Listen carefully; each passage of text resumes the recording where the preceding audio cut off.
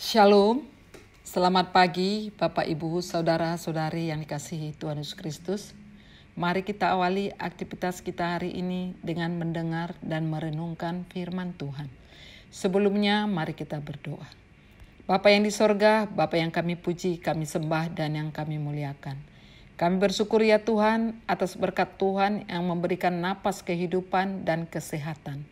Sebentar kami akan mendengar firman Tuhan, berikan kepada kami hikmat dan pengertian akan firman Tuhan untuk boleh kami melakukannya dalam kehidupan kami. Di dalam nama anak-Mu Tuhan Yesus Kristus, Tuhan kami. Amin. Firman Tuhan yang menyapa kita di pagi hari ini tertulis pada Matius 5 ayat 8. Demikianlah bunyinya. Berbahagialah orang yang suci hatinya, karena mereka akan melihat Allah. Demikian firman Tuhan. Bapak, Ibu, Saudara-saudari yang dikasihi Tuhan Yesus Kristus, nats ini merupakan bagian dari khotbah Tuhan Yesus di bukit yang disampaikan kepada orang-orang yang mengikuti Dia. Dalam ucapan bahagia hari ini, Yesus sedang berbicara tentang sebuah hati yang bersih, yang tidak dicemari oleh dosa. Orang yang suci hatinya bukan hanya seseorang yang percaya kepada Kristus, tetapi juga hidup untuk kemuliaan Tuhan. Setiap orang yang suci hatinya adalah orang yang diberkati. Mengapa?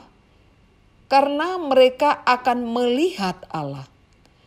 Melihat Allah dalam konteks Matius 5 ayat 8 bukanlah dimaksudkan melihat berhadapan mata dengan Allah. Melihat Allah memiliki dua pengertian. Pertama, melihat karya Allah bekerja dalam hidupnya. Yang kedua, bertemu dengan Allah di dalam kekekalan. Dan ini adalah berkat yang luar biasa. Tetapi apakah mungkin seseorang bisa memiliki hati yang suci? Roma 3 ayat 10 berkata, tidak ada yang benar seorang pun tidak. Tidak ada yang benar di hadapan Allah. Karena semua orang telah berbuat dosa dan telah kehilangan kemuliaan Allah. Roma 3 ayat 23. Dan kecenderungan hatinya adalah menjauh dari Allah. Bagaimana mungkin dapat memiliki hati yang suci?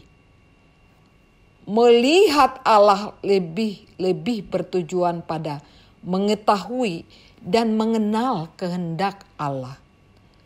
Orang yang suci hatinya dalam keadaan apapun dapat menimbang dan melihat apa yang benar dan apa yang menjadi kehendak Allah dalam hidupnya.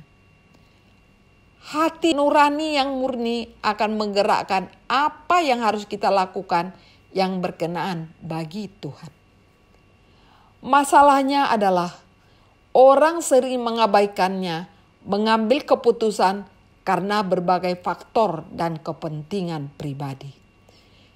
Dalam kehidupan sehari-hari kita dapat memiliki hati yang suci dengan tidak berpikir negatif tentang orang lain.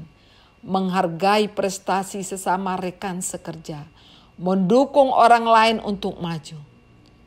Ketika kita disakiti, kita melepaskan pengampunan. Ketika ada kesempatan untuk berbuat salah dan melakukan hal yang menguntungkan diri sendiri, kita tidak melakukannya. Memang dengan kekuatan kita sendiri, kita tidak mungkin memiliki hati yang suci. Melalui kematian dan kebangkitan Yesuslah membuat kita menjadi ciptaan baru dengan menyingkirkan semua kesalahan masa lalu kita. Ini semua dimungkinkan semata-mata karena karya Kristus di kayu salib yang mengubah orang berdosa menjadi orang yang dimurnikan melalui pengampunan Allah. Sehingga Roh Kudus menuntun dan menolong kita. Yang diperlukan adalah menyediakan hati kita untuk dibentuk olehnya dan terus menjaga hati kita. Jagalah hatimu dengan segala kewaspadaan, karena dari situlah terpancar kehidupan. Amsal 4 ayat 23. Kita dapat menjaga hati kita dengan cara menjaga motivasi kita. Belajar tulus dan bersedia ditegur oleh Tuhan. Bapak, Ibu, saudara-saudari yang dikasihi Tuhan Yesus Kristus. Marilah kita mulai hari ini dengan bertekad untuk menjaga hati kita. Singkirkanlah semua kecemaran hati, kepahitan, kegeraman, kemarahan, pertikaian, dan lain sebagainya.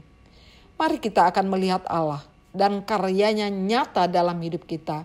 Dengan demikian kita menjadi orang yang berbahagia, yang diberkati Tuhan. Amin. Mari kita berdoa. Terima kasih Tuhan, kalau di pagi hari ini kami sudah dikuatkan oleh firman Tuhan. Mampukan kami ya Tuhan dengan kuasa Roh-Mu untuk menjaga hati kami.